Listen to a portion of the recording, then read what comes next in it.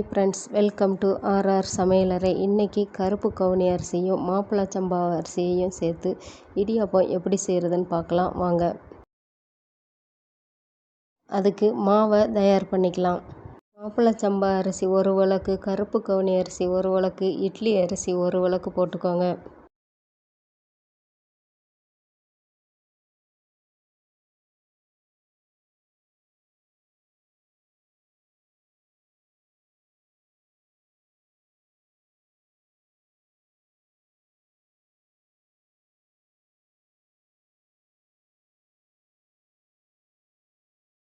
இதை 3 டைம் நல்லா வாஷ் பண்ணிவிட்டு இந்த மாதிரி வடிகட்டியில் போட்டு 1 மணி நேரம் விட்டுருங்க.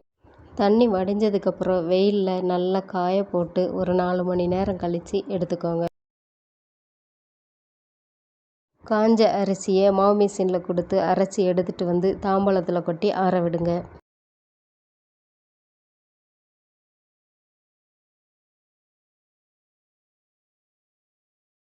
மாவு ஆறுனதுக்கப்புறம் இதே மாதிரி ஜல்லடையில் ஜலிச்சு ஒரு டப்பாவில் ஸ்டோர் பண்ணிக்கலாம்.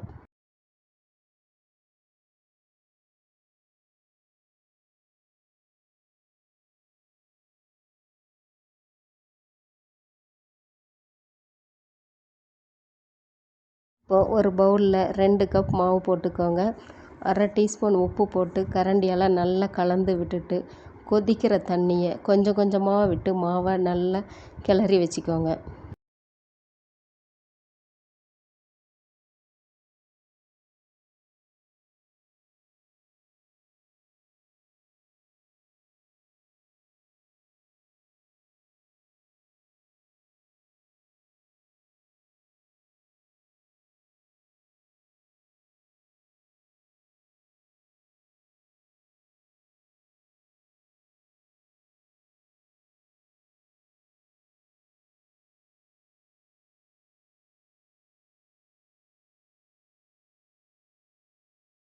செஞ்ச மாவை இதே மாதிரி உருளைகளாக உருட்டி வச்சுக்கோங்க.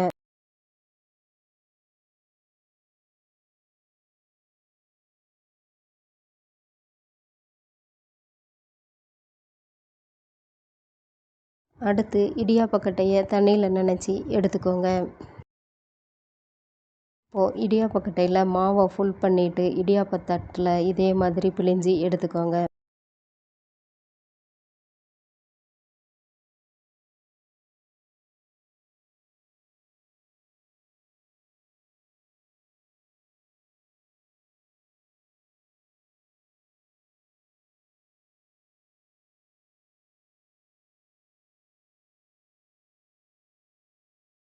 குண்டாவில் தண்ணி கொதித்ததுக்கப்புறம் இந்த இடியாப்ப ஸ்டாண்டை உள்ளே வச்சு மூடி வச்சுருங்க. இது ஒரு 15 நிமிஷம் வேகட்டும்.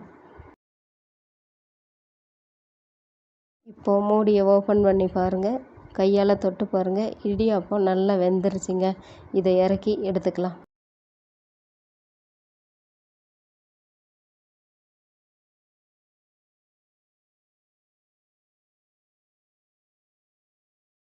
இந்த இடியாப்பத்துக்கு சிக்கன் குழம்பு, தேங்காய் பால் வச்சு பரிமாறிக்கலாம்.